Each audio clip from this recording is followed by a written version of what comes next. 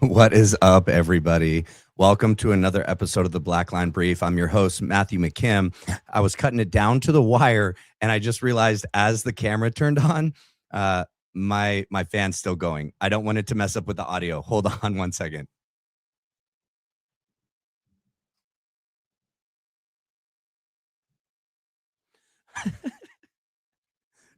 Sorry, guys.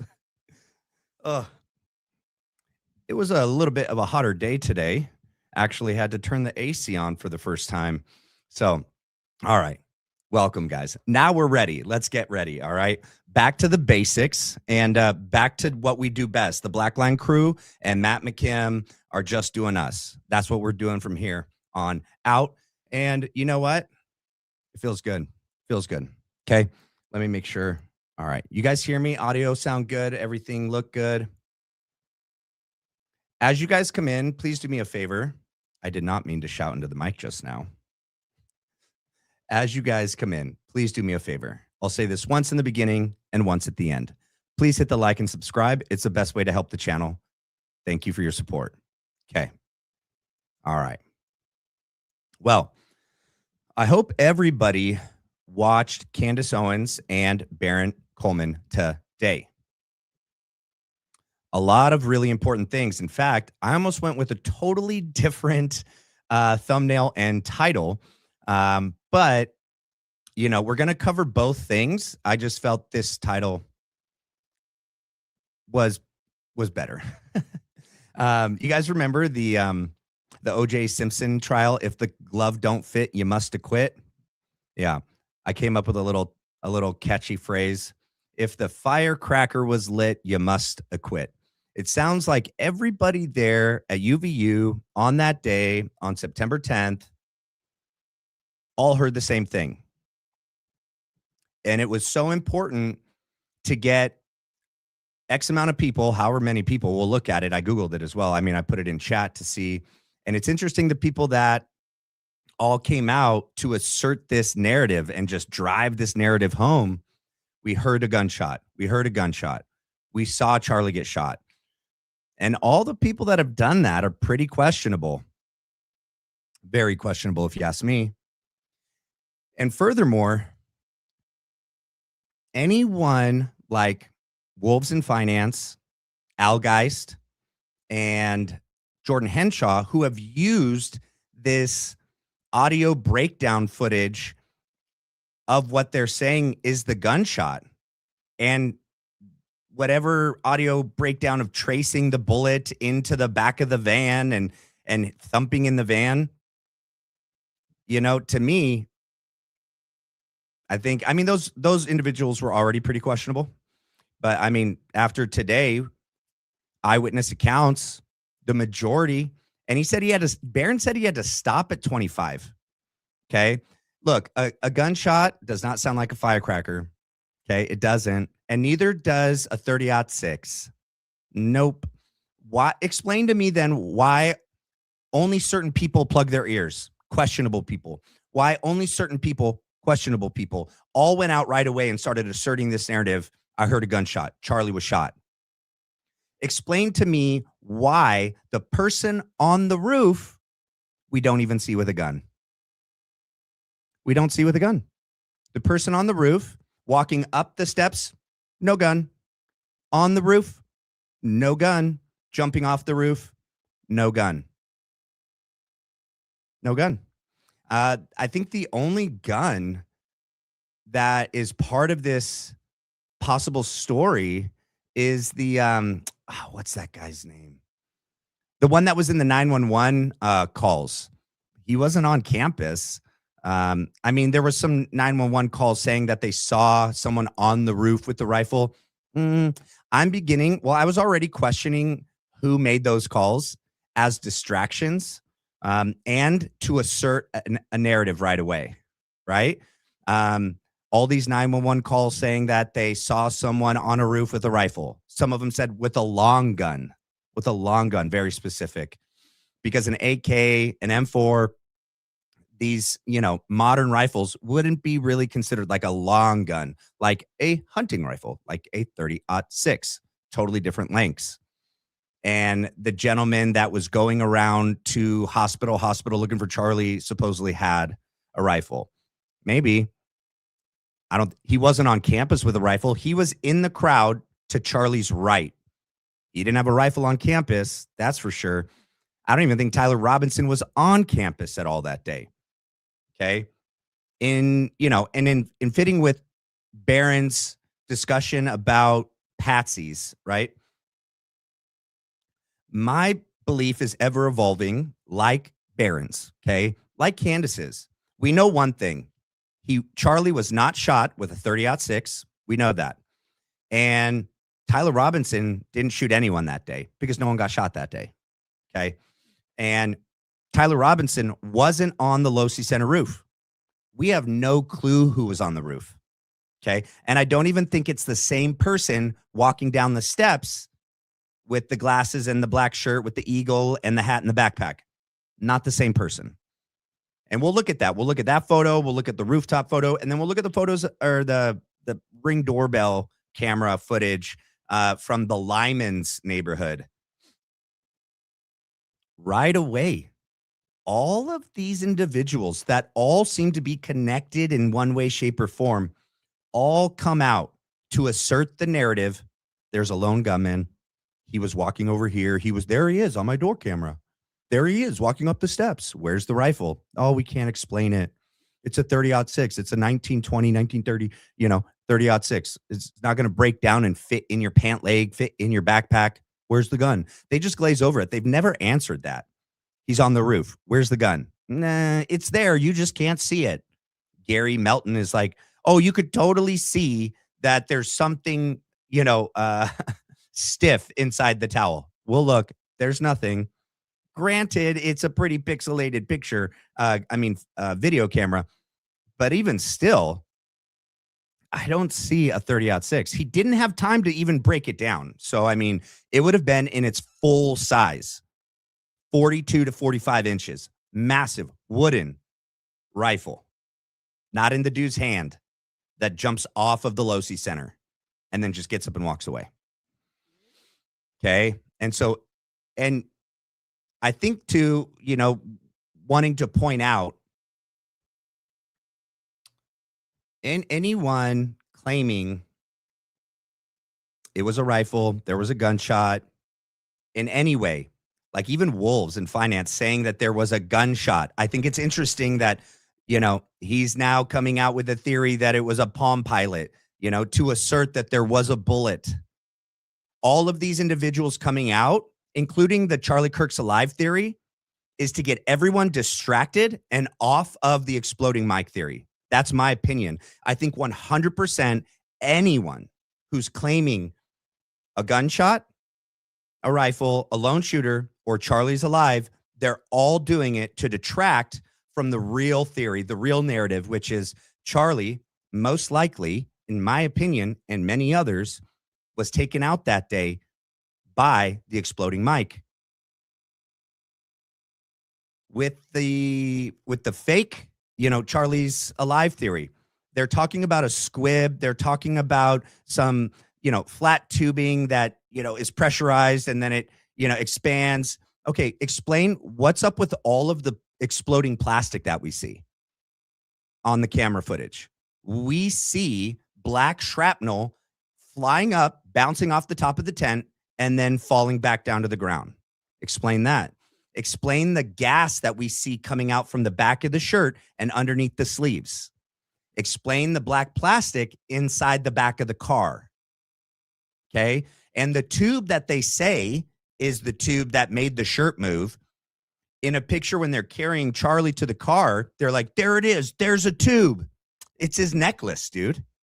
His necklace was caught because it broke. It didn't even break at the clasp. The pressure of whatever it was, explosion, broke the necklace, and then the cross caught on the inside of the shirt. His necklace flew up over this side of his head and was dangling out of the back, and his cross was on the inside of the collar, which was keeping it hanging inside the shirt. And as they carry him to the car, in that one still photo before he gets in the back of the SUV, that's what you see. It's a very thick chain necklace. It's not a small necklace. It's a massive necklace and it's long. Charlie was a tall guy and it hung all the way down just above his belly button, just below his sternum. Okay. There's so many questions left unanswered, not answered by that theory that Charlie Kirk's alive. And it doesn't account for all the super, super bizarre behavior from TPUSA and Erika Kirk at all. It doesn't explain for it at all. And how Charlie was continually changing on his stance on Philly, on Gaza, and this war with Iran that was clearly coming. It was going to happen either way, for sure. And there's a reason why they would want someone in charge of TPUSA who was going to make these people continue or come back to the fold and be pro-Philly. Who's of age to sign up for the military? All of the followers of TPUSA, the majority of the people who make up the followers and the chapter leads, all of the different, campus groups, college age, military aged men and women, and now in high schools too, Club America. What would you not want them to do if you were going to go to war with Iran on behalf of Philly and frame it as a biblical, holy war? You would want them to support Philly. You can't have them hating Philly and believing that Philly is a bad actor and involved in any way in Charlie's assassination, and that they're the ones that kind of control our country and our government, and that they got us into this war. This is just one more data point on top of the thousands that we already have, which point to, in my opinion, Philly, Erika Kirk, and everyone at TPUSA, including his security team, being involved somehow, in my opinion, this is my opinion, involved in planning and executing the assassination on Charlie Kirk. Okay. And now we have Trump and everyone around Trump. What is their name? Levitt. We don't take off the table that they might initiate a draft. You guys, this is not going to end. This is not small. This is massive. Okay. Iran is already being backed by China and Russia and North Korea. In many ways, it's already WW3.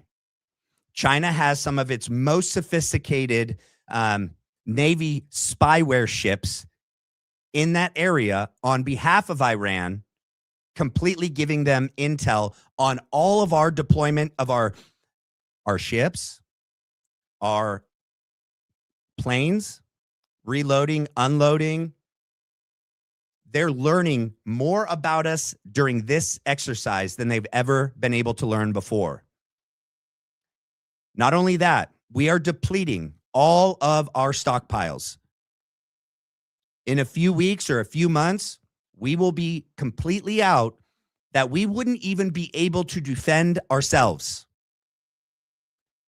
Okay. And then you couple that on top of China and Russia learning all of this new stuff about our Navy, our military, our Air Force, our Marines, and and the Army. And they're not ruling out that they're going to put troops on the ground. Okay. This was massive, financially massive for many people in the military industrial complex and the military. Okay. And in government. Look at Lindsey Graham. If this was something that was planned, because once the military, snowball begins, it's so hard to stop. It is so hard to stop. Many people have been calling like Trump, just say, mission accomplished. We got the Ayatollah out. We're good. It's not going to happen. And Philly's already turning their eyes to Turkey. You guys, Charlie's stance on this was not small. His opposition to Philly was only going to grow, especially as he learned more especially if he was left alive, to make his own decisions, to become Catholic, to leave TPUSA, he would have learned and he would have been blowing the signals louder than anyone. They could not risk that. So much of the future world structure, however they're planning on running and ruling the world after they completely take America down from being the superpower, that is so big. Yes, even Trump, even JD Vance, all of them would take Charlie out for it. And it takes way less of a conspiracy to believe that people who have in the past, people like those in government, I know they weren't around when JFK was taken out, but the same type of people are. And those type of people are the same people that have controlled all of the major intels, intelligence groups, politicians, FBI, that were around when JFK was assassinated. The same kind of people make it to the top of these, organizations, parts of government. Their mutual goals of what they have planned for one another and for the future of the country far exceed any kind of appreciation or friendship that they said they had with Charlie. All right. That's enough of me talking. Let's get into it. All right, let's start. I'm going to actually start here. Okay. Do you guys remember? Some of you may have not been here for the Ash conformity study. It was a study done like in the 1960s, I think. I don't have the exact date. I could pull it up. Actually, it's probably on here when I Googled it. Put it in ChatGPT. It was a study done about conforming to like pressures, peer pressure into the group, right? They would have 3 lines on a chalkboard, on a whiteboard, on pieces of paper. Only one person was not aware that there was a study. Everyone else in the room was in on it, okay? There was going to be 3 lines. They all were going to be different lengths. And then the proctor would ask, which line is the longest? And the person who's not in the study, the one that they're actually trying to trick, goes last. It's important that they go last.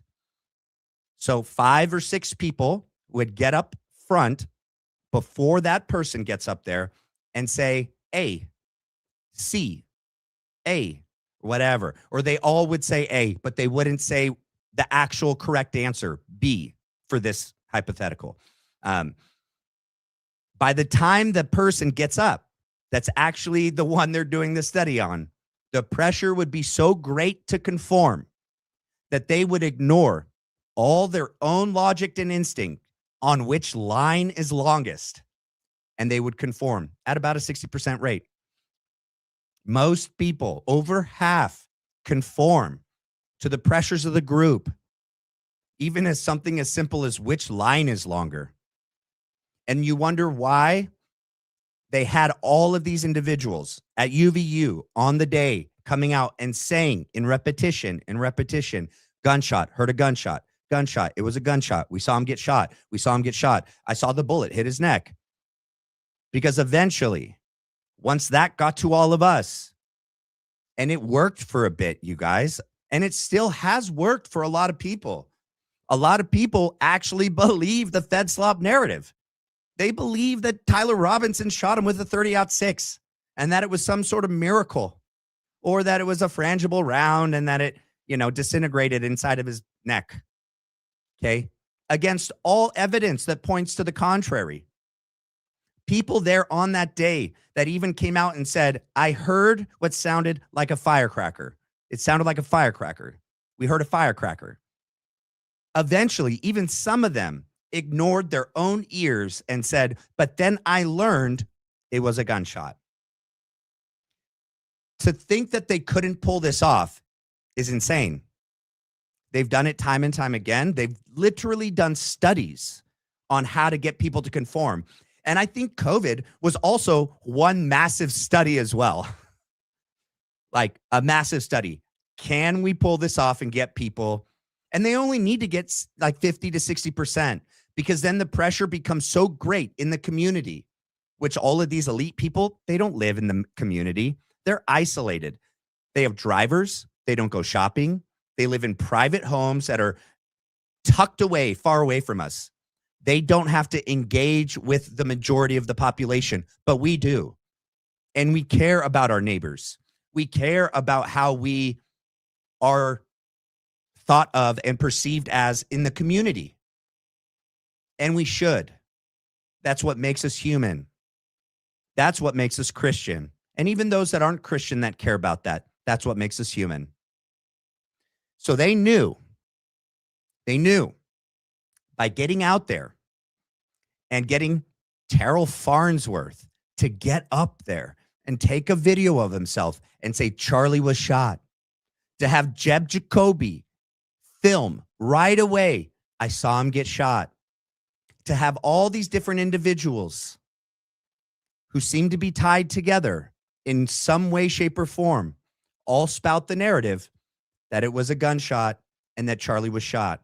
They knew that eventually that would permeate all the major news media broadcasts, and it would make it to people.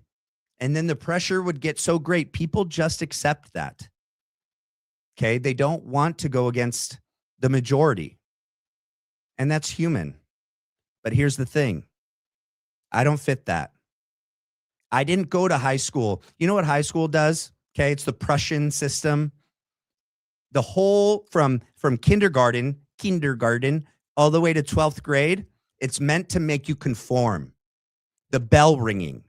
Hurry up, sit down, raise your hand, don't speak. Do this, do that. It's to make you a good worker bee. It's to make you listen to authority. I didn't have that. I dropped out of high school my 9th grade year. I thank God I did. I never made it through 12 years of indoctrination. It is one thing that I think saved me from being, someone that conforms and just accepts the status quo. Most of us here fit that. We don't accept that.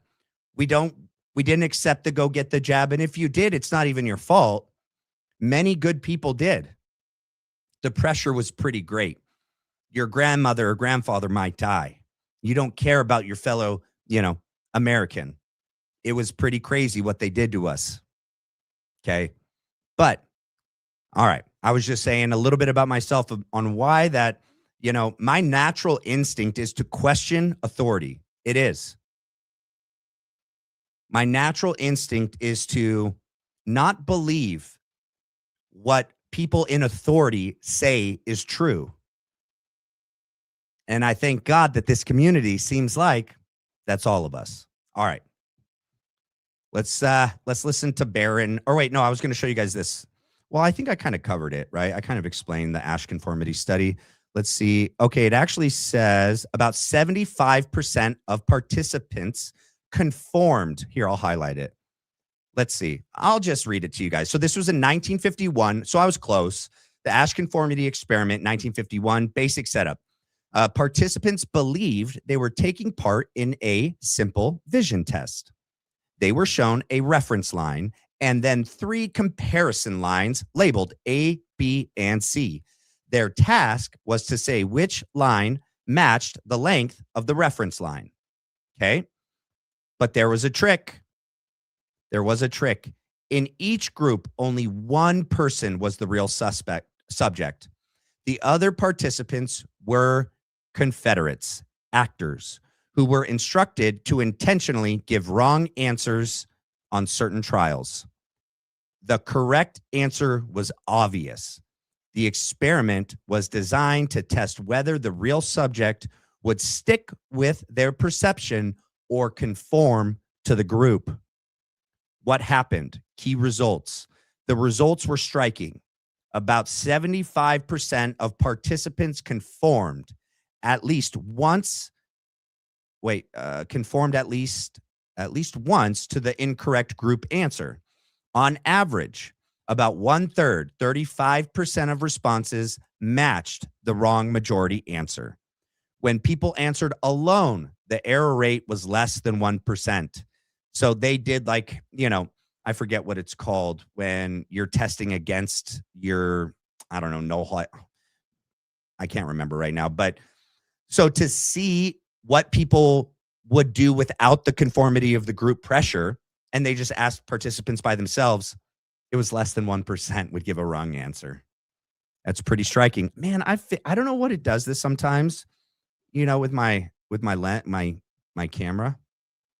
It shouldn't be doing this whole shade thing. Hopefully that fixed it. Let's see. Okay. It looks like it fixed it. All right, let's continue. All right. That's pretty much it. I just wanted to point out that the pressure of the group is real. Okay. This means the incorrect answers were not due to confusion.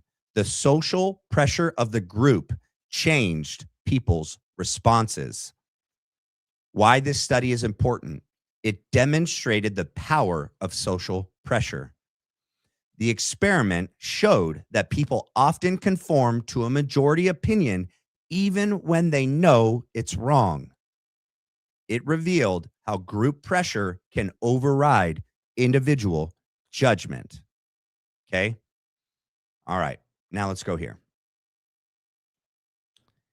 And that's really key when taking into account everything that happened at UVU and how quickly they had to get out and shape this narrative, right? And they would know about this study. And they had to get out there and say it in repetition. Enough people, the pressure would get so big, most people would accept it and conform because of the pressure. All right. Here we go. Yes. This is, oh, yeah. I wanted to play this part because we watched this in a previous episode of mine, and I can't believe I missed it. Well, I wasn't really looking for it, I didn't really think about it, but shame on me anyway. Why was Erika Kirk even looking for a job? Well, I don't even think she was. Well, no. We know she wasn't. She said it herself. She said, I didn't even need a job, in response to, hey, Charlie says, you know what? I'm not going to hire you. I'm going to date you. And she goes, that's fine. I didn't really need a job anyway. I thought that was bizarre at the time, and I pointed that out. Then why would you be on a job interview? Well, she's not even the one that asked for the job interview. Tyler Boyer did it. He's the one that set it up. Okay. And now that we know that this TPUSA faith component is how, well, not the only way, but it's one of the ways that it was infiltrated by these mocking pastors that they got all surrounding Charlie Kirk. I have one leftover question I've had to answer, and we finally found an answer, and then we'll get into the bulk of the content for tonight. There's one leftover question that's been bugging me, and it's been staring me right in the face, and I had this video last week. And it's been right there the whole time. And we found it. The question that I could not find the answer to is, why was Erika Kirk being interviewed? What was the nature of the interview for Erika Kirk? What is it that Charlie saw in her? What was it Tyler Boyer saw in her? What was it that they were going to have her do? Because it wasn't Charlie. Charlie didn't see anything in her, right? It was Tyler Boyer that set this up. All right. Said she was getting a job at TPUSA.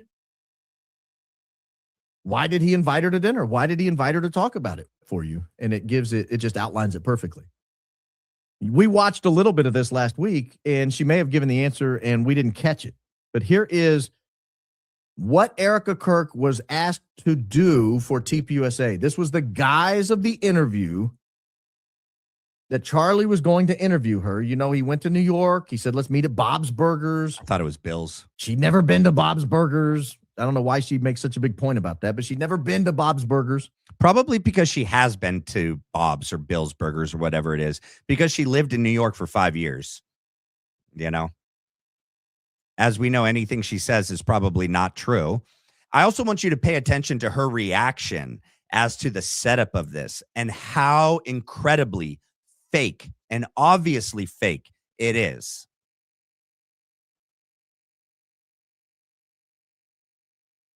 But we now know what the position was, and I will let her explain it here.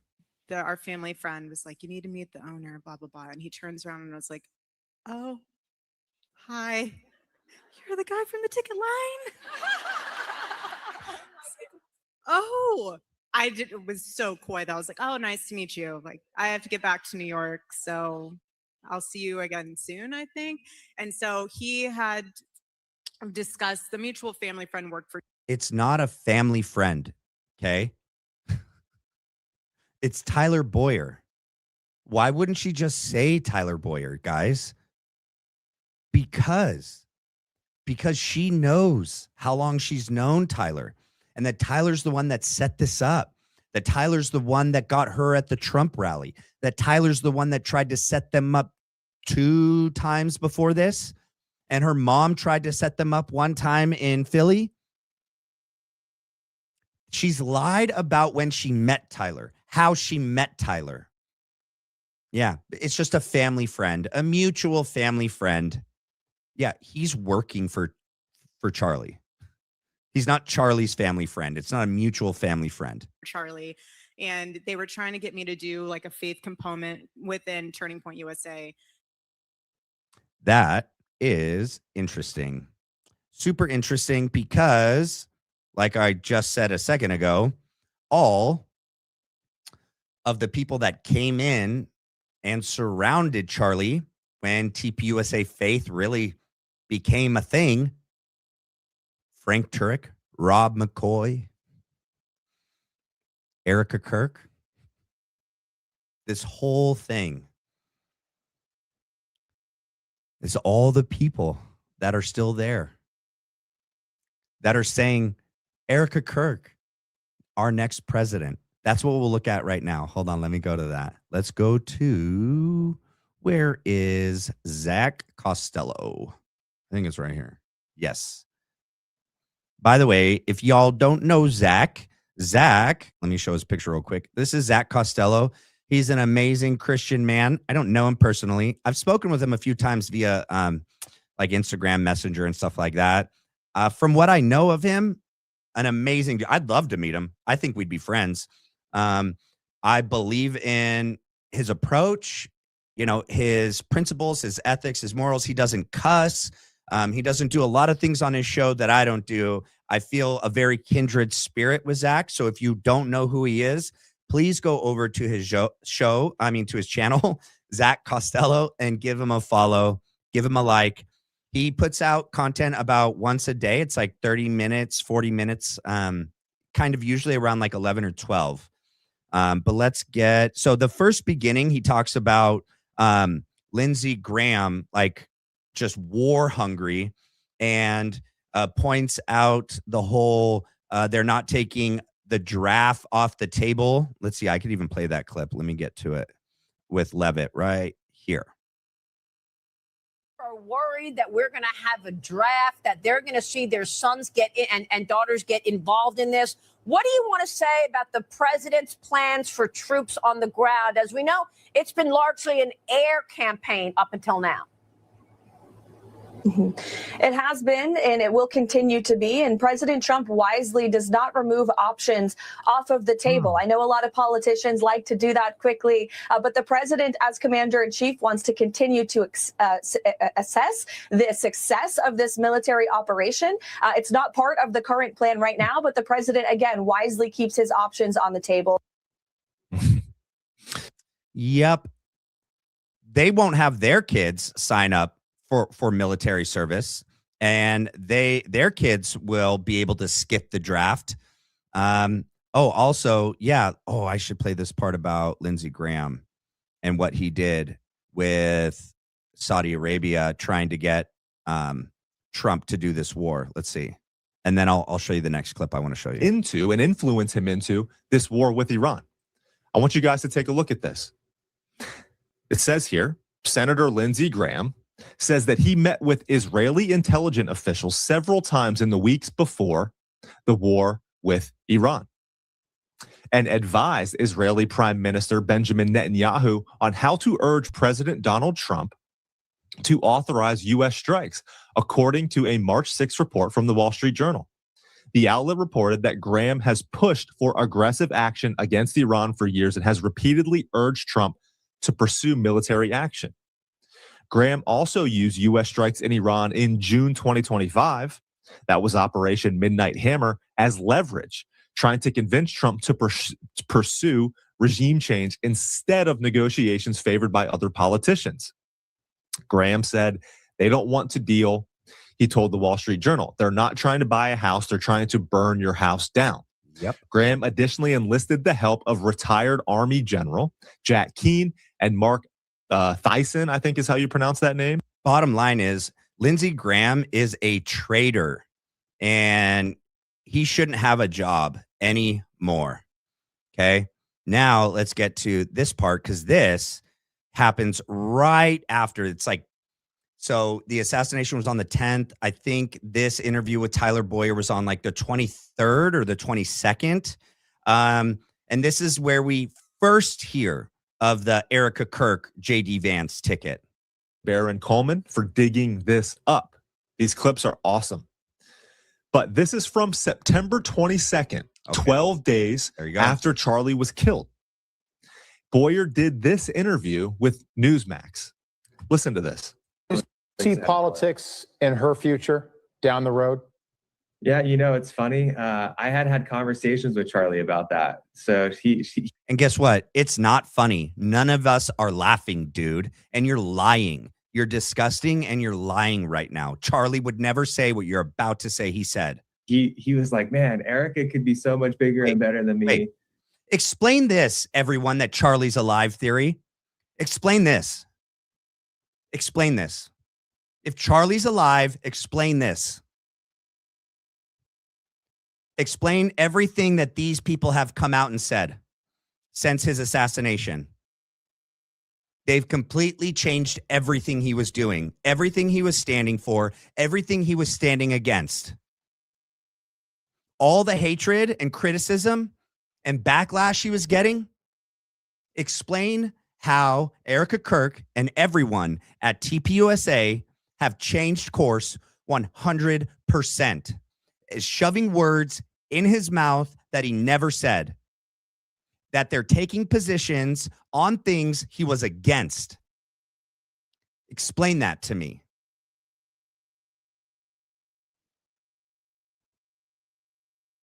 At almost everything we laugh all the time about it because people were like, Charlie was going to be president someday. He believed firmly that Erika was going to be president someday. Is there a single one of you who believes Charlie Kirk said that? Nope. Barron's face there. Zach and Barron are smart people. They aren't falling for anything either. They don't think Charlie's alive.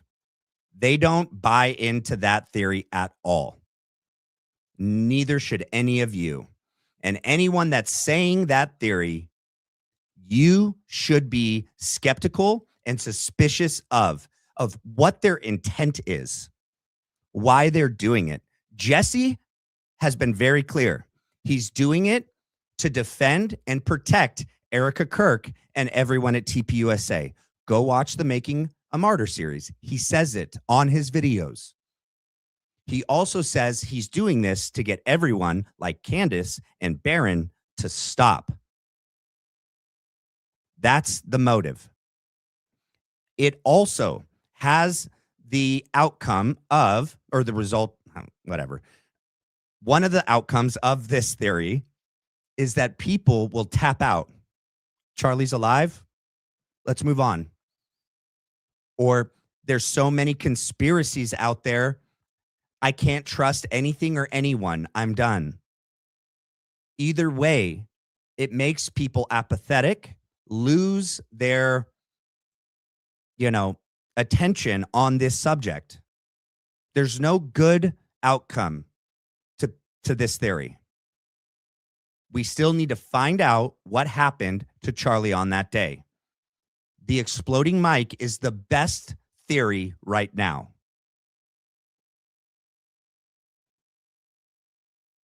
United States. But let's listen to Tyler Boyer again. Of your colleagues from Turning Point on in the last few days, some of them had told me that Charlie always joked if something terrible happened, he wanted Erika to be his successor. What differences do you see between the leadership of Charlie and when Erika does take over officially? Yeah, I mean, Erika's already there. Erika and Charlie are one. Charlie is one with Erika. So it's such a natural fit. He had always looked up to Erika. He had always boosted Erika. Everyone always said Charlie would be president. Charlie always said that Erika would be president. So, we have the person that Charlie believed in and loved the most in this world as leader, and nothing here organizationally and operationally changes. And so we're really excited to keep doing the work. We know Erika is going to be the best carrier of Charlie's spirit and his legacy. And that is going to be something I think that will reach all the ends of the earth. The best carrier of Charlie's spirit and legacy. Erika and Charlie are one. No, they're not. They're not at all. First of all, his spirit is in heaven with God and Christ and the Holy Spirit. Number one. Number two, the legacy that he was willing to lose everything for. The legacy that he was brave enough and courageous enough to stand up against all of the hate that he was getting, the anti-Semitic slurs, people pulling out their money. He was willing not to bend the knee. And the moment he's taken out, they change everything. Pro Philly once again. Ben Shapiro, I'll take your money, headline the event. All of his biggest haters came out and are now rah, rah, rah, Erika Kirk and TPUSA. They're changing his legacy. They have, in the last few weeks with the whole Iran thing, they've clipped certain pieces of his old content. Even X flagged it. This is not consistent with Charlie's position. They are clipping pieces of his content out of context and trying to make it fit their narrative and their stance now on Trump, on Philly, and Iran. Erika's not the best person to keep his legacy going. No one at TPUSA is. They're not one. And if what that gentleman, that common sense gentleman show said is true, and what Candace and Barron have both alluded to, that the marriage was falling apart, there was major issues.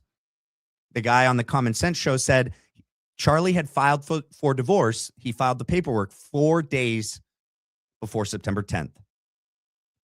So September 6th. Were they really going to stay one? No. He's lying. Tyler's a liar. So is Erika. That's not slander. That's just an observation. Okay. Let me make sure that was the last piece on here I wanted to show. I think so. Wait, now, right here. Ready? Correct. Maybe you should be the next president. Well, Listen to this. okay, $5. Charlie, I love everything you say. Always correct. Maybe you should be the next president. Well, are you old enough to run in 28? Not that you would, of course, run against our bud. I would but be old enough only on the October before the election. That's old enough. I would be running as a 34-year-old. Oh, boy. I'm not running for office, by the way. I'm not running. I'm just be clear. I did the math the other day. Someone was like, "Are you old enough?" I'm like, I don't know. And so I would be 35 by the election and 35 by the inauguration. Karen? Okay. There's been a lot of debate about this, right? We all saw Charlie's potential.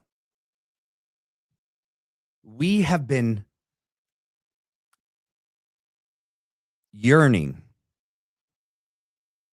needing a true Christian, an honest person as president for a very long time.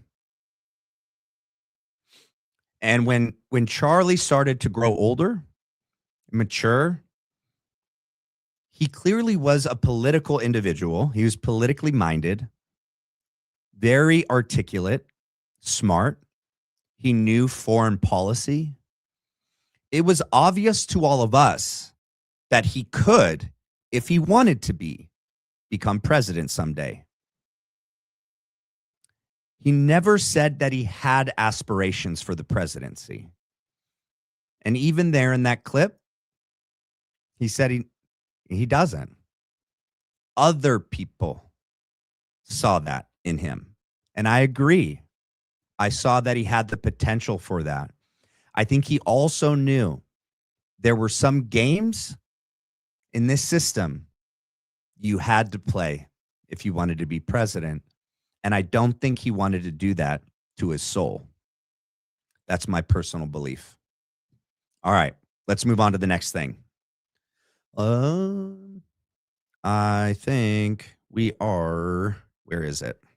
1 second. All right. So here we go. And then when I hit play, I'm going to exit out some other windows to clean up the top of my screen so I can be more organized. Okay. Promise you on everything, like on everything, that when Savannah, my manager, came down the stairs and delivered the news that Charlie had been shot, I went into my husband's office and I cried and I immediately said to him, he was betrayed. Charlie was betrayed. And my husband said back to me, you don't know that. We don't know anything yet. And I said, I know. Now, empirically, that argument fails. I get it. But no one can explain why or how I had the sense of dread in the very week leading up to Charlie's assassination. No one can offer why I knew that there was danger coming specifically to a school and why I felt that it was related to bees, why the feeling was so overwhelming that I hired extra security and took my podcast off air and pulled my children out of school. I had never experienced a dread like that in my life, ever. I do not get the impression at all that she is a dishonest person and that she is doing this in any way for selfish reasons. That's my personal belief. There are a lot of people out there that don't understand why she has covered some things and not covered other things. And that's fine. You don't have to agree with everything she said and done or the direction she's taken her show in the last few weeks. But honestly, I mean, even with some of my criticisms, like really thinking about it, Erika Kirk, I think, is at the center of all of this. And I think diving into her family, her background, who she was, how she became who she was, why she met Charlie, how she met Charlie, how she became CEO. Now they're hoisting her on us as potential president in 2028. And she's older than Charlie, so she wouldn't have been too young either, or just barely young enough. I think looking into her is exactly what we should be doing, especially because other people are still looking into other aspects of this. And just because she hasn't brought certain things to her show yet doesn't mean she hasn't or isn't still running down every possible lead. She 100% is, in my opinion. Certain things are ready for show, to bring out on show, and other things are still being vetted. She's still running down leads and investigating other aspects of this case. And then you have Barron, who she's, I think, in communication with. He's running down other aspects of this case. It would make sense on a case like this to delegate, right? To split things up. You hunt down this stuff. I'm going to hunt down this stuff. That doesn't mean she didn't love Charlie, that she's in on it in some way. It doesn't mean that. And I don't think that at all. All right. Let's continue. I wanted to go here. This was an interesting thing, which I know we already knew about. Gosh, I still haven't figured out why the top of my screen does this darn thing with the tabs. All right. One of the things I know we knew, like when it first came out, like this was told to all of us, but I kind of forgot about it. And then when you think about, do you guys remember the other day when I played that audio recording? I think his name was like John Fry or something Fry. He claimed that Charlie had reached out to him, and this guy had his own security team company. Okay. And he had known Charlie and was friends with Charlie. And that Charlie in December of 2024 was afraid for his life and didn't trust people around him. And he wanted a different security team. Well, that person was unable to make it to the meeting and everything fell through. Okay. Let's see.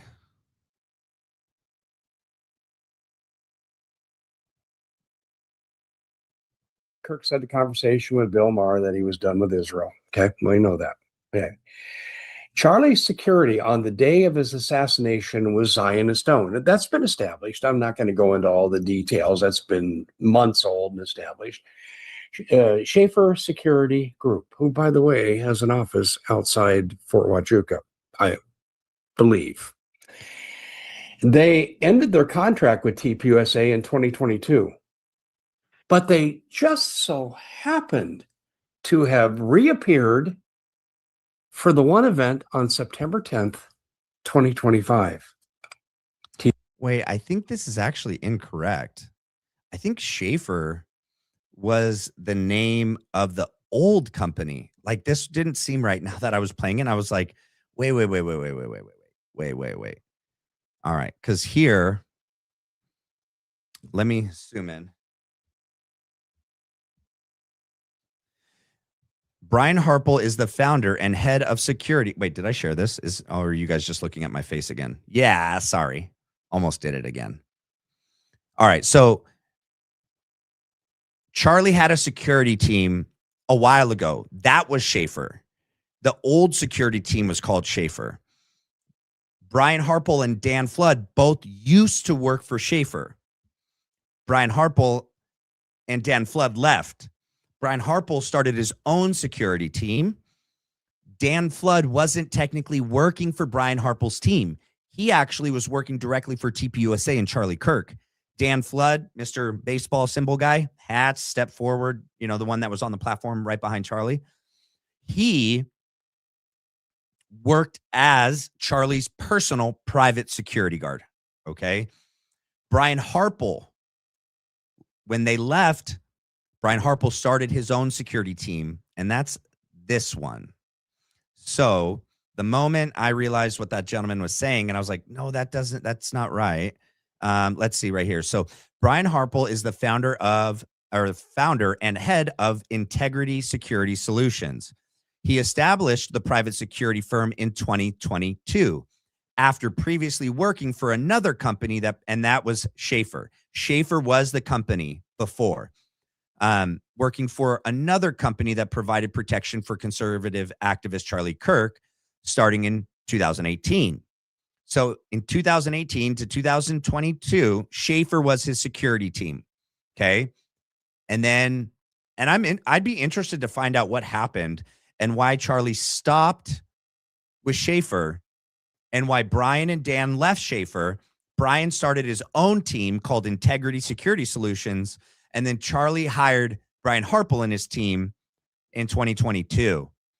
Harple and his team gained significant public attention following. Yeah, we know that. All right. Well, I'm glad I caught that before I played that whole video. So scratch that live. All right. Let's move on to the next thing. We played that. Hold on. I'm getting all right, we're going to go here. Okay. So the other part of the show that I wanted to talk about today was, I should have left. Did I leave Barron's up? Let me see. I'll pull it up when I play a video. All right. There is no footage of anyone on campus that day with a rifle on the Losi Center. Okay. And I kind of touched that in the beginning. The only real account that there's a rifle on campus on a roof are these anonymous 911 calls. And they kind of all claim different roofs. One's like the one to the north, one's like the top of the library. They're not the same building. And then they're all talking about someone in tactical gear with a long gun. I don't know that that's even, like, I have a feeling that was to distract certain police from being around the scene. Also, maybe to plant the narrative of a person with a gun on a roof, and to distract with people afterwards. So I don't know. We'll see what comes out in trial about all that, or if Barron comes out with more about that. But all the footage of the dude on the Losi Center roof, the person walking in the stairwell, walking up the steps, and all the footage of the person walking across the street who was limping in Phil Lyman's neighborhood.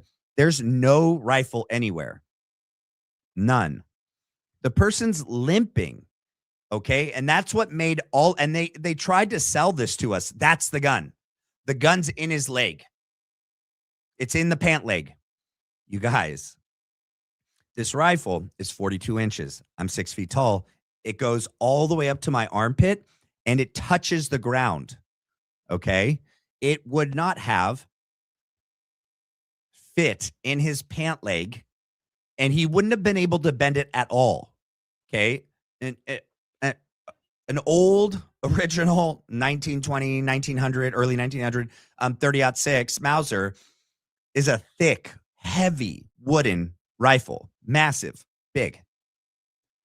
And he didn't break it down. It wouldn't have fit in the backpack. It would be nowhere to be seen. But that's where they plant the idea in our head because they knew all of us were going to be like, well, where's the gun? Oh, well, there it's in his leg. There it's in his leg in a grainy photo with him walking across the street. Okay, but then we see the photo of the person in the stairwell. Where's the gun there? We see the kid bend his knees. We see his left knee bent, then his right knee bent. Where's the gun? Oh, it's in his backpack. No, it wouldn't fit in the backpack, even if it was broken down. Okay, well then how would he have put it back together on the roof? Oh, with a screwdriver. No, the screwdriver's not even in the original indictment papers. It's something they said early in the early reporting and then completely dropped it. It's not even a part of evidence. Okay. How did he take it apart? How did he put it back together? How did he get it in his bag? Why isn't it with him when he's jumping off the roof? Answers to questions, or these are questions that they haven't answered. And I don't think, frankly, they ever will. Because I don't think he had anything. I don't think the person on the roof that day had a rifle at all. I think the person on the roof that day was just, I think this is the one that I'm showing, right? No, where's that one? There it is. All right. I think the person on the roof that day, this one. Get right up. Yeah. I need to turn off the music. I really don't want KSL to ding me. All right.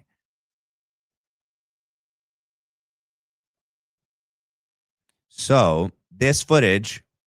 So, and the other good thing that that Blake pointed out, Blake Bednards. Let me pull this up. I'm going to show you guys something. Blake pointed this out, and I thought it was really, really key.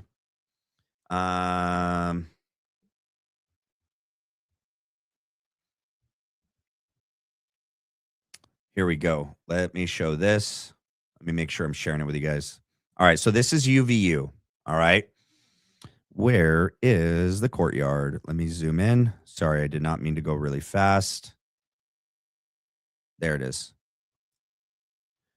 Oh, did you guys that other part that Candace spoke about tonight, that the upside down menorah here is a pentagram. It's a 5-sided, right? 1, 2, 3, 4, 5. And that he was assassinated in the center of the pentagram, like a sacrifice. That's pretty fascinating, you know, that these evil people would do something like that. All right. Let me, sad, 100% tragic and sad, but I think it points to, yep, those are the kind of people we're dealing with here. All right, let's see why it usually allows me to hit the button to go sideways. Oh, you know what I did? I typed in Google Maps. I need to type in Google Earth. I'm so sorry. Sorry, guys. Give me a second. I'm doing it. Don't leave. Don't leave me. Here, UVU. Okay. Let me get rid of that old tab and let me make sure. Cool. All right. So this is going to show it. All right. Let me get rid of that. And here's the courtyard right here. All right. Let's zoom in. And this right here is that 5-sided pentagram. 1, 2, 3, 4, and then 5. All right. Now let's go 3D. And it's going to start turning. Keep turning.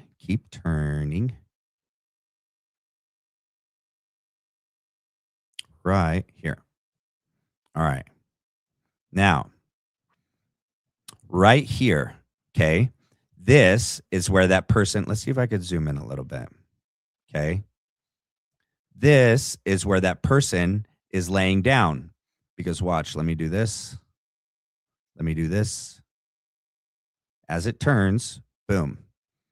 The person, the kid walking up, he's walking on this road right here.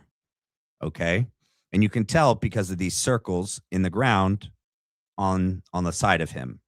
He's walking. This building from his angle looks like it's connected to this building. It's not. They're completely separate. You see? Okay. However, he's filming. There's this roof and then there's this roof. Okay. And the person is right about here. He's so far back. Okay. He would not have had enough downward pitch on the angle of the rifle to even have taken a shot. Him being that far back, the rifle would have been nearly perfectly straight. He would have had to be like nearly on the edge. And I'll show you why.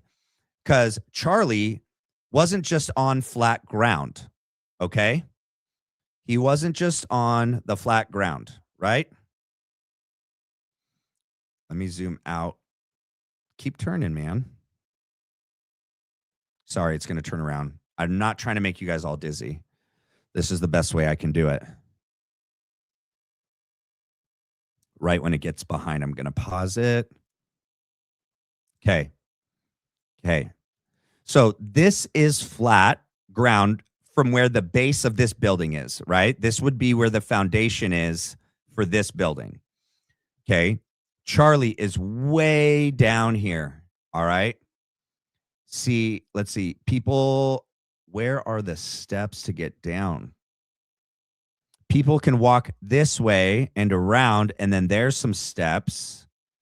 And I don't see where the other steps are. But anyways, he's down in like a little, I don't know, valley, canyon kind of thing. It's an amphitheater and he's down at the bottom. So it would have been really hard for someone to be laying flat, set back on this roof, and actually pull off and take out Charlie, who was like right about here. Okay.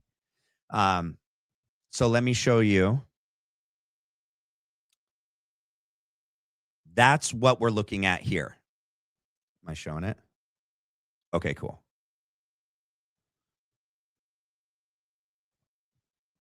You see how far back he is? He's pretty far back. We're far away. That's a couple feet back. Okay. And if this is his head, right? This is the top of him. How is he looking through a rifle? There's nothing visible sticking out. There's nothing unless it's laying flat on the ground, which is really bizarre. Yeah. It just doesn't add up. He's so far back. You know what I mean? See, and then this is him walking. See those circles on the side? Look at that. I think the person on the roof that day was, I need to go back one. I think the person on the roof that day was just a decoy. I think the person on the roof that day was just there to be seen in the different camera footages, okay? The person inside the Hall of Flags, okay? This individual walking up. Nobody has reached out to this kid walking up, the one that I just showed, and asked him for his story or his footage. Candace made that clear. I think Blake has said the same thing. All the people, and then the footage from UVU on that building that caught him with the famous footage of him jumping off. Take that and put that together with the fact that nobody heard a gunshot that day. I mean, no honest person. Everyone in their reporting heard what they said was a firecracker. And in fact, people that were closer to Charlie and closer to the speakers, they're the only ones that plugged their ears. And those are the suspect individuals that said it was a gunshot. Okay. Nobody, even that one video, and I'll play it, the people that were literally right next to the Losi Center said it happened down there. That came from down there. Where? Down there? Yes, down there. The person on the roof, we don't see with the rifle at all. And nobody says they heard anything come from back there up on the Losi Center. That's pretty important. And that means anyone that has done that audio breakdown footage, which supposedly is acoustically, analyzing the sound of the gunshot, which they've triangulated back to this point. They're all in one way, shape, or form supporting the FedSlop narrative that the gunshot came from the roof of the Losi Center. It just so happens that like Al Geist and Jordan are saying, oh, but that's not the bullet that killed Charlie because Charlie's alive. That's the bullet that went into the car, the van. All right, dude. All right, so let's look at this footage and see the person running. Yeah, and you can't see their feet behind because it's glass. I see the backpack,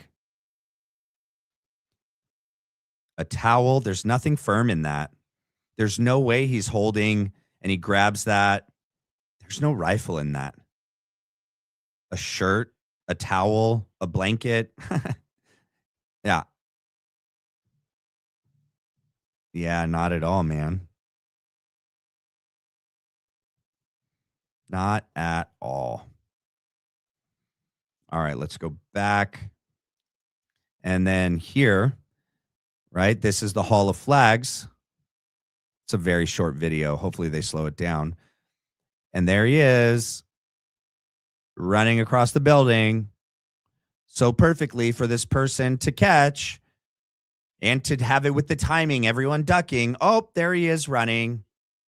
This person just happened to be filming. Perfect. What a coincidence. Oh, it was Tyler. It's all, and then this guy, I actually don't remember seeing this. This is one of the dudes. Hold on. Let me make it louder. This, the other, I'm at the Charlie.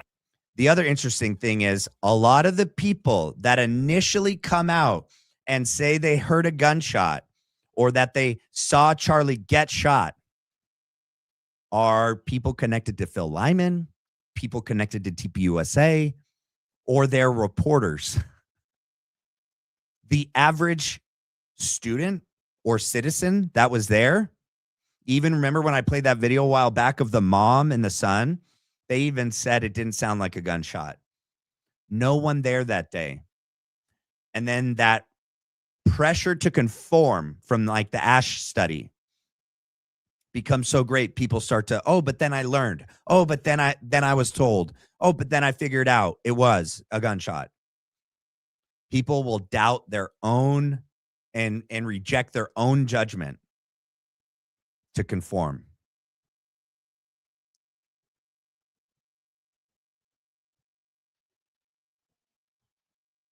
Kirk event at UVU where apparently Charlie Kirk was just shot in the neck. We're being told. I talked to 2 eyewitnesses as well. We're being told. As a third who are saying that he has been shot. I wish he would have said who those eyewitnesses were. Was it Jeb Jacoby? Was it Hunter Kozak? Was it Phil Lyman? Was it Butch Hibbs? Was it Terrell Farnsworth? Mikey McCoy? Blake Neff? Phillip? Who was it, man? Who told you? Everyone else seems to think it was a firecracker. Right after, people started running and screaming. I estimate a crowd of maybe. Yeah, most people didn't even register that it was a threat. Most people looked around and ducked. And then when they saw the weird shirt behavior and then Charlie's neck, only then did people scream and start running. Okay. Only then. All right. I actually wanted to pull up. I need to go back to my, where is it? I finished that. I need to pull it back up. Sorry, guys. I need to pull up my history on YouTube because I wasn't done with showing something from Barron's stream tonight. Hopefully it didn't. Oh, it did. It made me lose exactly where I was. But don't worry, I'll be able to find it pretty quickly. No, I didn't mean to undo anything. Goodness. All right. Boom. We're moving with it. It is right. Let's see. We're the first person that they interview. Oh my gosh, and Gary's there to assert the narrative, right?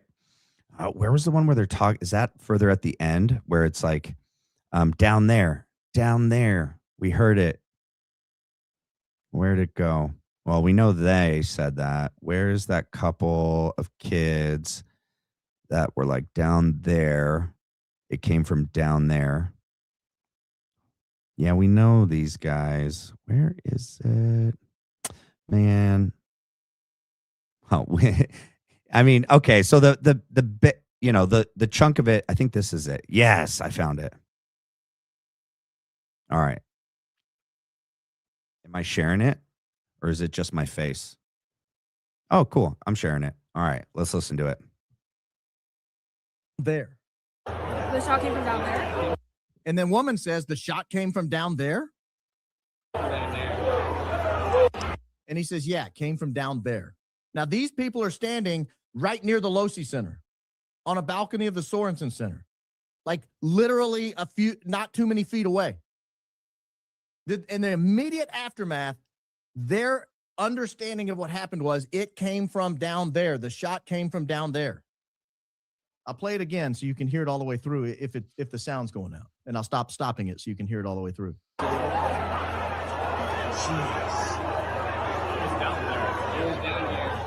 The shot came from down there. That's insane.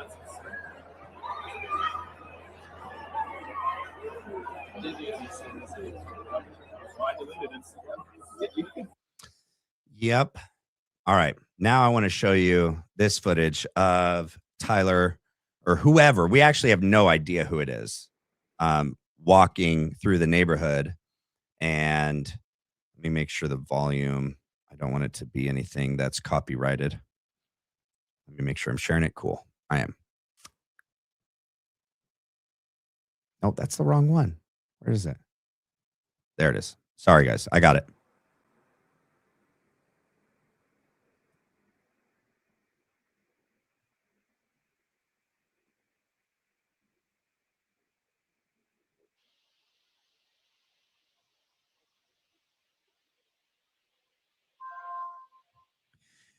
And, you know, that is the only footage of anyone that even slightly resembles what Tyler was wearing that day based on the footage at Dairy Queen, because the other footage, and it's not on here, dang it, of the other person walking with a limp in the neighborhood was wearing pants. Okay. And I don't know, that looks a little bit darker than the Dairy Queen one. Let's see if I could pull up the Dairy Queen footage. Tyler Robinson.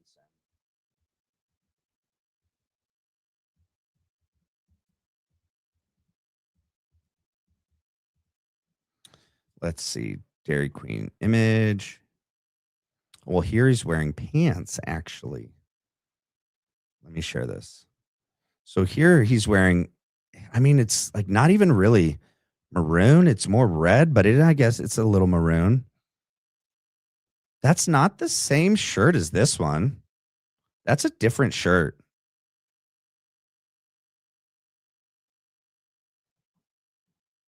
That's a different shirt.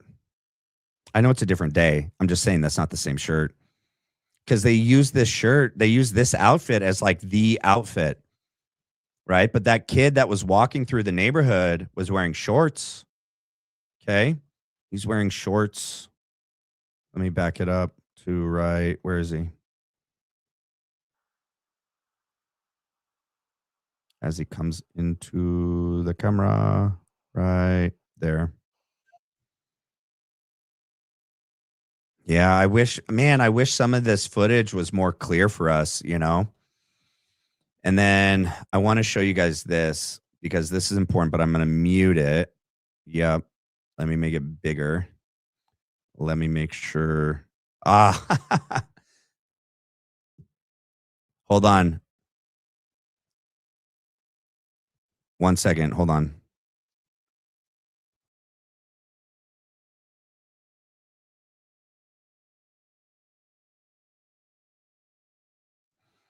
Yep. Because YouTube and X are not friends. I don't know what to say, man. All right, let me add this to screen because I want to show this. Let me make sure everything else is good. You wouldn't have been able to hear or see, possibly even see. And so I just had to refresh my screen. Okay. Man, here we go. All right. And let me make sure the sound is off. It is. All right. So this is Philip, 1776. This is Terrell Farnsworth. Okay.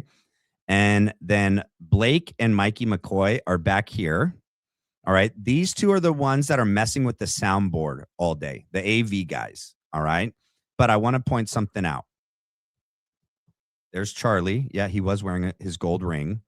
All right. This is Blake Bednard's stuff, by the way. Follow him on X. Oh, look who it is. It's Hunter Kozak. Oh, that was the other thing I wanted to point out, you guys. In Barron's show tonight, when he's talking about, oh, and I can play it. Let me play this and I'll pull that up because it's important what I want to point out to you guys.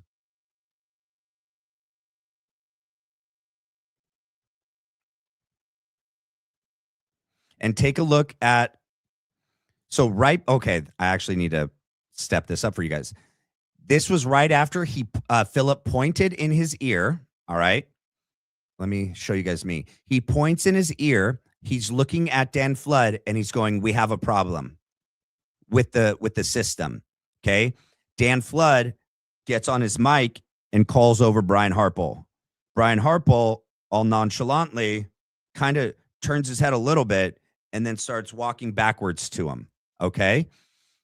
Dan Flood tells him, because right before the interference came over the AV system, Brian Harple activated the system in his pocket. The system that would eventually, in my opinion, and many others, like Brian Harple, Baron Coleman and Blake Bednards, that's when Brian Harple activated whatever technology and equipment that was in his pockets and under his shirt that would eventually detonate the device, in my opinion, the exploding mic. So he had turned it on. There was feedback issues. Philip is talking to Terrell. He points at his ear, looks at Dan, says, we got an issue. Dan calls over Brian. Brian comes over and he tells him, you got to undo that. You got to turn it off. He kind of just plays it off. As he walks away, Brian Harple turns it off. Okay.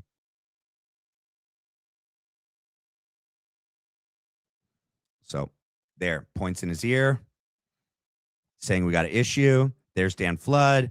He calls over Brian. See, Brian turns his head. That's obviously who he called. He pointed just now. He points right there. We got an issue. He comes over. He's pointing. There's an issue with the system. There's feedback. You got to fix it. Undo it.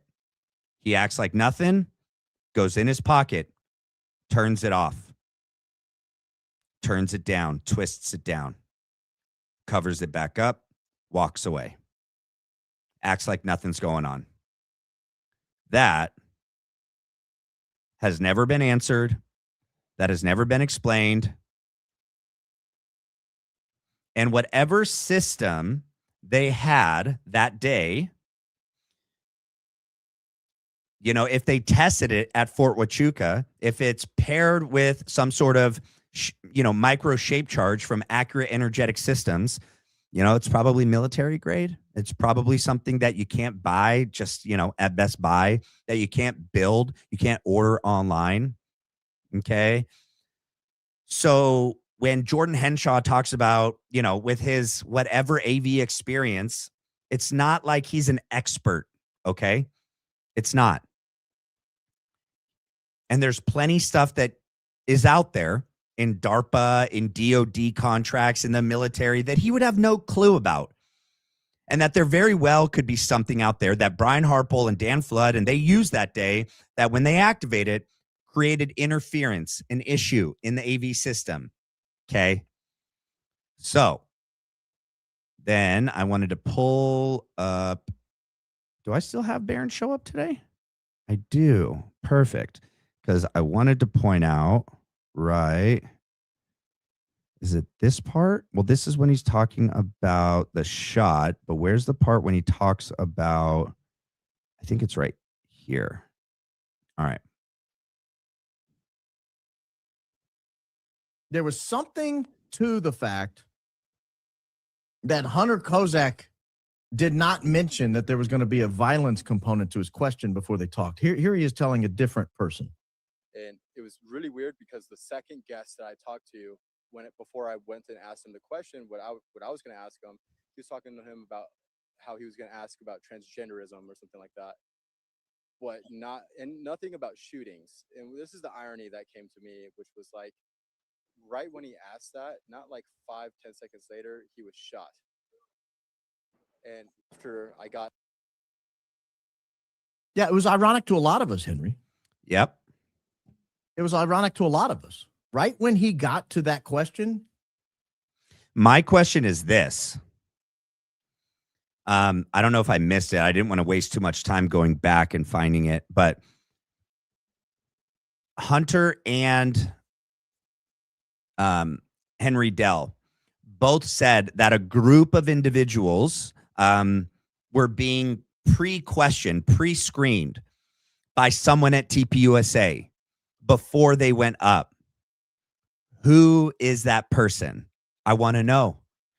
Who gave Hunter Kozak the green light on the question he was going to ask? Obviously not that question. That's what Henry just said. Hunter never mentioned that question. It was just about transgenderism. It had nothing to do about shootings or anything like that. I still want to know who picked the order. Who said, Hunter Kozak, you're in, and who said, Hunter Kozak, you're second? I want to know that. Who at TPUSA was the one screening the questioners and then decided the order? I think we need to know that. We need to know. All right. Let's see. I think that's about it. Yeah.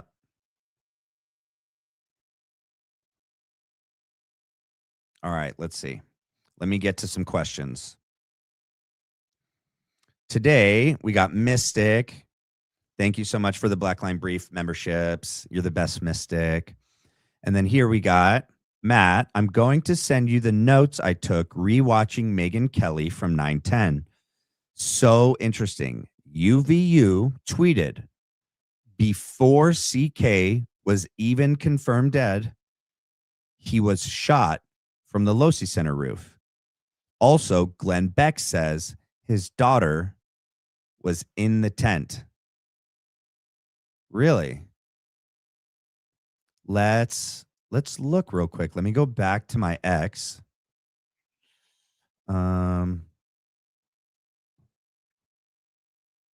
Let's take a look. Where maybe if I go to Blake, yeah, let me go to Blake's page.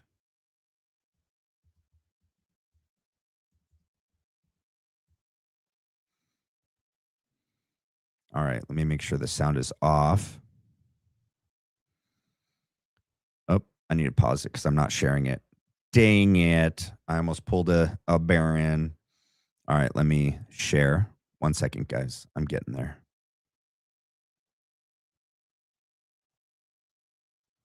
All right. I don't see a female anywhere at all. Maybe you meant, Glenn Beck meant like near the tent. The only female I see is about to come into the photo. Right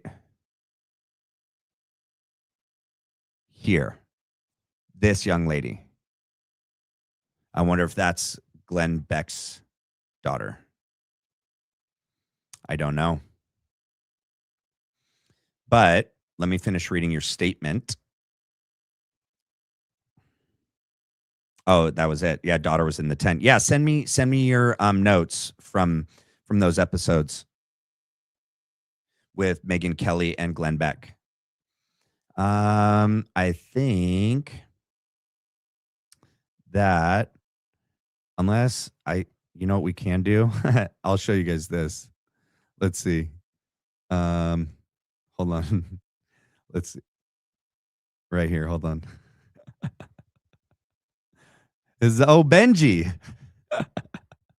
This is Ben Shapiro in his eyebrows. Oh, Benji cracks me up. Let's see. I posted that. This was Tyler Boyer posted this and said, we must not let Charlie Kirk down. Yeah, I don't know what he means by that. Because this is in regards Charlie's earlier. This is in regards to, I can't play the audio. This is when Trump won the election. I guess they're talking about when, like, with the war, that we can't, like, we have to support Trump. Look how thick that necklace is, by the way. That is a very, very thick necklace chain. And look at the clasp that's under there. That's not a small clasp. And that's why Jordan Henshaw can't look at that clasp. Holy smokes. That's an intense clasp. That's a unique looking clasp. Look at that, you guys. Look at that clasp. And I'll explain why that's important. You guys see the clasp? Okay. Jordan Henshaw, okay, who I now believe, personally, my opinion, is an extremely bad actor in this. And everyone should stay far away from him. And anyone that's letting him on their show, I question that as well. If you go watch anything that he does, and he's like recreating the moment Charlie Kirk was taken down, and he's reenacting aspects that never happened. Charlie never touched his neck. He never gargled. He never did anything like that. When trying to recreate what happened that way, why would someone go above and beyond and do all of that? That's disgusting. Okay. It's not needed. It didn't even happen like that.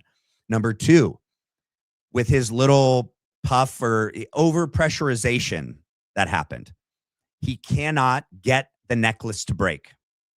Okay.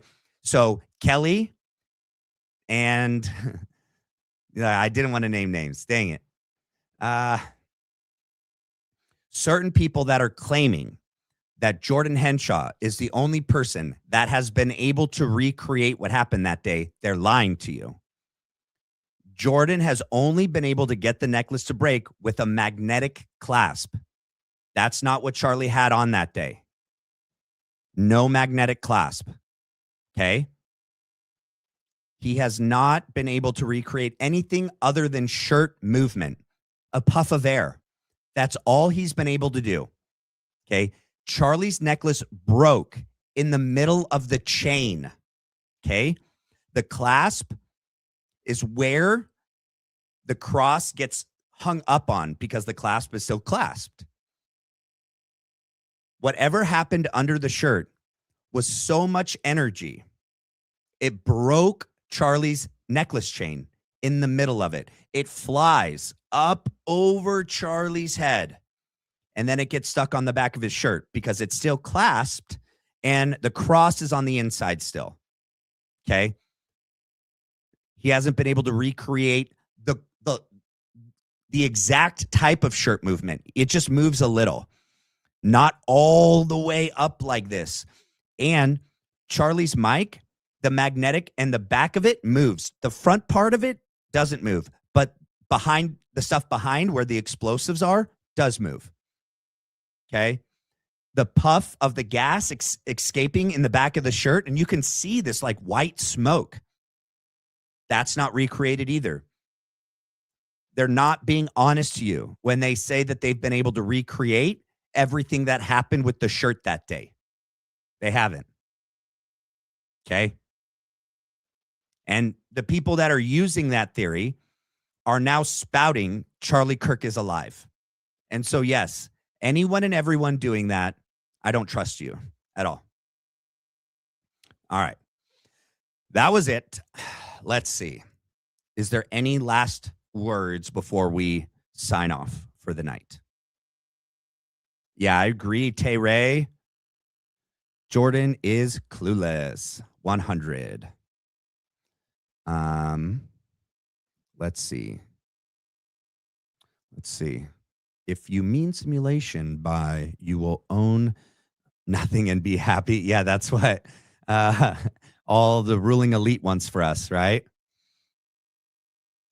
Yeah, I know he was in our chat. Yeah, he's not in our chat no more. Yep. And tried to argue. Yeah, I know. Yep. The Jordan Henshaw dude. Yep. Let's see. Jim Bear. Yep. Let's see. Only one that has a theory that is consistent.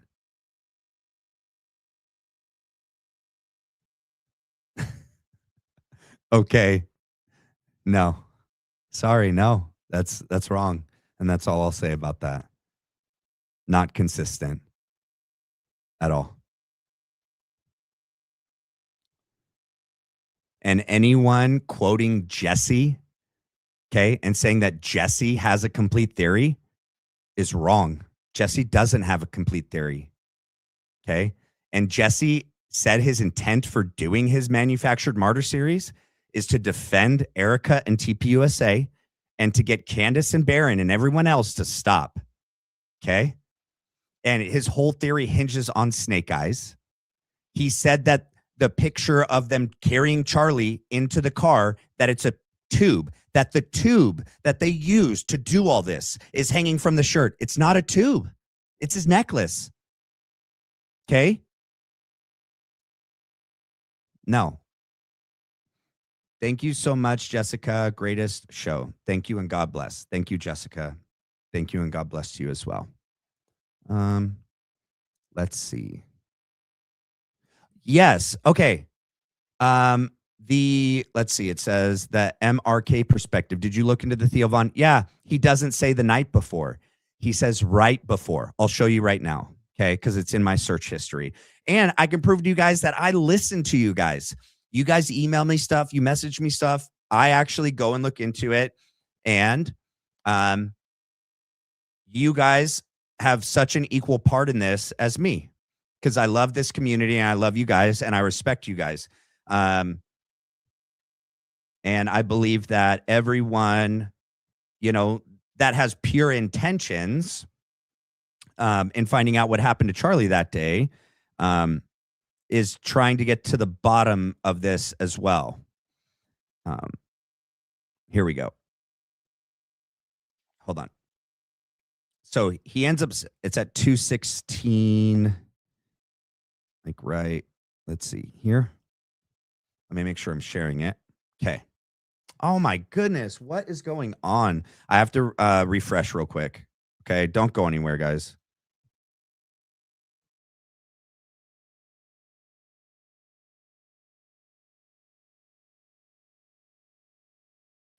Okay. Sorry. I don't know what's going on, man. I'm not even using X. Oh, I was for the Charlie Kirk thing. All right. I try not to, but sometimes it's like so much easier to pull up things on X because, like, if I see things, I throw it in my, like, I repost it and then it's in my feed or on my thing. And it's just easier than like going through and timestamping stuff in YouTube. All right. So what Tucker says is Charlie was at his house right before. He doesn't say the night before. Right before is a general way of explaining like a period of time before. Okay, so I'll play it for you guys so you can hear it. As full of life as could be. And they're all mixed kids, and that's awesome. And then like pretty kids. Oh, dude, she has beautiful kids. And they're talking about Candace Owens right now and Candace's kids. And her and George are just funny, man. I totally agree. Okay, so people that are saying that like Candace and George don't really love each other, they have a fake marriage, all this nonsense. Okay, so Theo Von's in on it. Okay. Oh, okay. Tucker's in on it. Right? These conspiracy, like, they're getting out of hand. I am a conspiracy minded person, okay, but not to the point where you start to everything's a conspiracy. It all is. Everyone is. Come on. All right. That gets people to tap out. But so I would say of the assassination, first of all, I knew him well. He was right at my house right before he was killed. So I feel right there. He was right at my house right before he was killed. Okay, I'll replay it. And like pretty kids. Oh, dude, she has beautiful kids. And her and George are just funny, man. I totally agree. But so I would say of the assassination, first of all, I knew him well. He was right at my house right before he was killed. So I feel emotional about it still. Did you catch that? Oh, sorry. I turned it up so you guys could hear it. Let me turn me back down. Okay. I don't know where you went. MRK. Let me see where you're at. Can you throw in a new comment down at the bottom? You did correct it. You corrected what? Matt, do you need more memory in your computer, buddy? That's what's going on. Is it? It says my internet, my internet browser. I can, next time it happens, I'll read it out loud. Like a little window pops up in my my StreamYard, like this thing that I'm doing all this in. and it says like your internet browser was disconnected. And it usually happens when I switch from X's tab to back to like YouTube's tab or StreamYard's tab. Okay. MRK perspective. Can you put a new thing down at the bottom? Let's see. Thank you for pulling up this clip, Matt. Even if nothing comes from it, at least someone looked at it. So thank you. Yeah, of course. Yeah, at first I was like, oh, he maybe does say night. And then I like played it a bunch of times. And you guys heard it, right? He said, Charlie was at my house right before he was killed. Right? You guys heard that, right? Let me scroll down. Could you play it slow-mo? Yes, I can. All right. And I'll turn it up for you guys. Let me go back. Wait, did I go back? Let me put it in 50. Playback speed.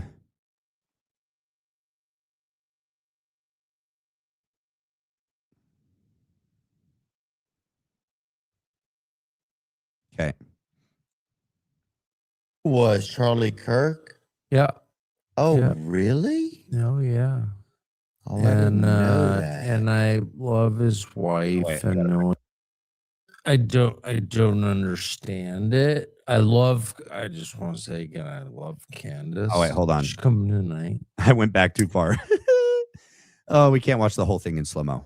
Let me go to 1. All right. And then let me go. It was like at 16:30. Hold on. Could be. And they're all mixed kids, and that's awesome. And then like pretty kids. Oh, dude, she has beautiful kids. And her and Georgia is funny, man. I totally agree. Hold on. But so I would say of the assassination. All right, it's going to come up right here. Let me go to not completely 50. I think that's a little bit too slow. I'll go to like 80. First of all, I knew him well. He was right at my house right before he was killed. So right there. He was right at my house right before he was killed. Okay. You guys heard that, right? Yeah, let me make sure. Yeah, he said right before. Yeah. Yep. Okay, let me scroll down. I think I'll watch all my Tucker videos in this speed because he talks fast. All right, let me see. Did I miss any other supers? No. All right. All right. They're all hopped up. He was at my house before he was killed. Well, he said right. He was right. He was at my house right before he was killed. Yeah, is what he said. Yep. All right. If nothing else, thank you guys so much for, I say this one more time at the end. If you guys haven't done so already, please hit the like and subscribe. It's the best way to help the channel. I appreciate you guys for being here. I love this community. I love you guys. Thank you much for your support. God bless you guys. Have a great night. Get some good sleep, and I'll see you guys tomorrow.